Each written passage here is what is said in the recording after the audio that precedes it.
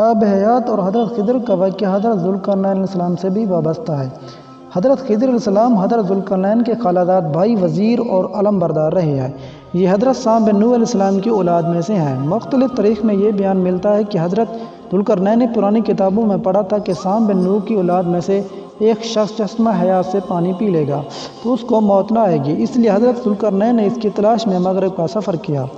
حضرت ذوالقرنین کے علم میں یہ بات آئی کہ چشمہ حیوان اندھیرے راستوں میں موجود ہے، جسے آج سائنس بلیک ہول کہتی ہے، اور وہاں 360 چشمے ہیں۔ لہذا ذوالقرنین نے اپنے لشکر سے 360 افراد منتخب کیا، ہر ایک کو ایک ایک مچھلی دے کر حضرت خضر کی سربراہی میں روانہ کیا۔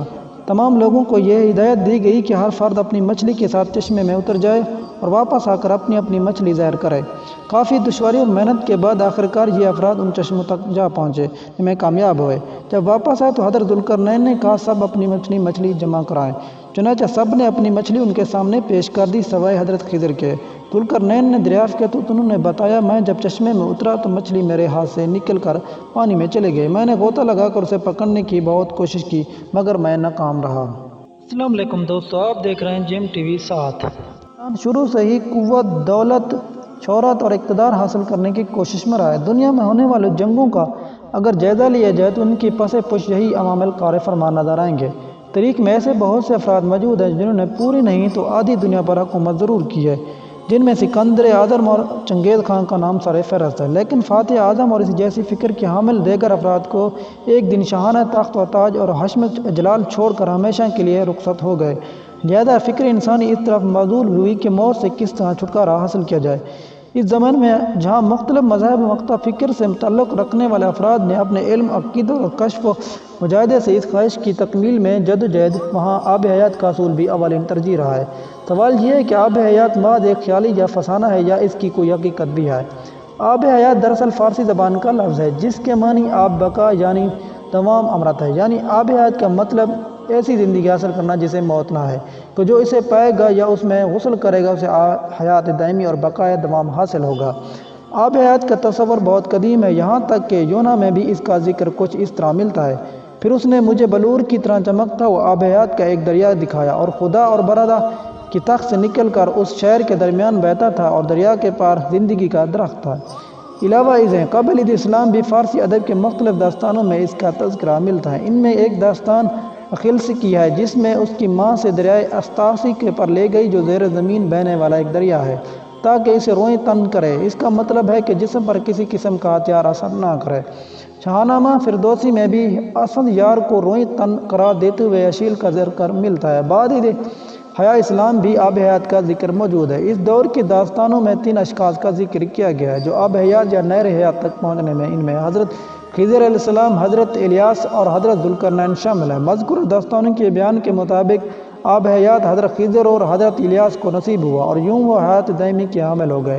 یہ ایک ایسا مسئلہ ہے جس کے بارے میں یہ طے کرنا بہت مشکل ہے کہ آب حیات کا کوئی وجود ہے یا نہیں اور حضرت خضر اس کا کیا تعلق ہے۔ اس زمانے میں تفسیر دان محدثین مختلف رائے رکھتے ہیں۔ کچھ کے مطابق یہ روایت صحیح ہے کہ حضرت خضر نے چشمہ حیوان یا نہر حیات سے پانی پیا اور وہ حیات ہیں، جبکہ کچھ سے اختلاف رکھتے ہیں۔ مشہور مؤلف و محقق حجر عسقلانی نے اس پر ایک تحقیق کی ہے جس کا اردو ترجمہ حیات خضر کے نام سے شائع ہوا ہے، جس میں وہ اس واقعے سے گریزاں ہیں کہ حضرت خضر حیات ہیں۔ ابن اسحاق کے مطابق حضرت خضر کو حضرت آدم نے اپنے تجوید اور طوفان نوح کی خبر دی تھی اور وہ کشتی نوح میں سوار تھے۔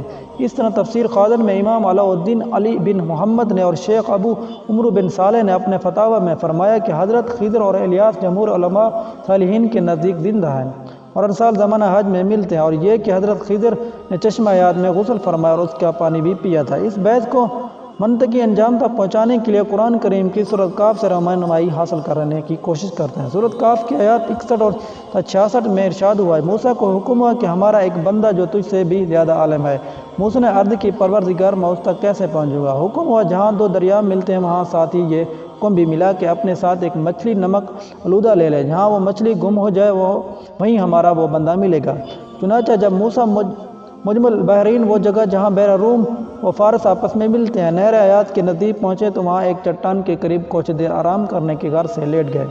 مچھلی آپ کے ساتھ یوشع بن نون کے زنبیل میں تھی۔ پانی کے قطرے جیسے ہی اس پر پڑے وہ بحکم خدا زندہ ہو کر پانی میں غوطہ زن ہو گئی اور ایک سوراخ کے ذریعے شکل سرنگ پانی میں اترتی چلی گئی۔ جب حضرت موسیٰ یہاں سے روانہ ہو کر کچھ دور گئے تو یوشع سے کہا مجھے بھوک لگی ہے، وہ مچھلی لے آؤ۔ یوشع نے کہا وہ مچھلی تو جہاں میں نے آرام کیا تھا وہیں عجب انداز سے جست لگا کر پانی میں غائب ہو گئی، اور آپ کو بتانا مجھے شیطان نے بلا دیا۔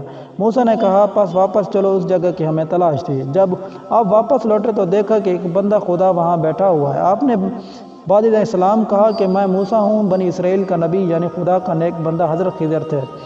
تفسیر ابن کثیر جلد 100 میں اس کا تذکرہ ملتا ہے۔ اس کے بعد کی تفصیل عام ہے کہ آپ نے حضرت خضر کے ساتھ سفر کیا اور انہوں نے کہا کہ موسیٰ جو عمل میں کروں آپ سوال نہیں کریں گے۔ ہم تفصیل میں نہیں جائیں گے کیونکہ اپنے دیکھنے والوں کو اس بس یہیں تک لانا مقصود تھا۔ یہاں قابل غور بات یہ ہے کہ نہر حیات کے پانی میں خدا نے یہ تاثیر رکھی تھی کہ مردہ مچھلی اور اس پانی کے چھینٹے پڑنے سے وہ بحکم خدا زندہ ہو کر پانی میں غائب ہو گئی، جبکہ حضرت خضر تو مقیم وہیں تھے، تو کیا آپ اس پانی سے مستفید نہیں ہوئے ہوں گے؟ یہ اللہ کے نشانیاں ہیں، بے شک وہ جو چاہتا ہے وہی ہوتا ہے۔ تفسیر صافی کے مطابق حضرت ذوالقرنین اور حضرت ابراہیم علیہ السلام کے دست حق پر اسلام قبول کر کے مدت ان کی صحبت میں رہے، اور حضرت ابراہیم علیہ السلام نے ان کو کچھ وصیتیں بھی فرمائی تھیں۔ تفسیر ابن کثیر میں بھی ادراکی کے حوالے سے یہ روایت ملتی ہے کہ ذوالقرنین حضرت ابراہیم کے دور میں تھے اور انہوں نے ابراہیم کے ہمراہ خانہ کعبہ کا طواف بھی کیا تھا۔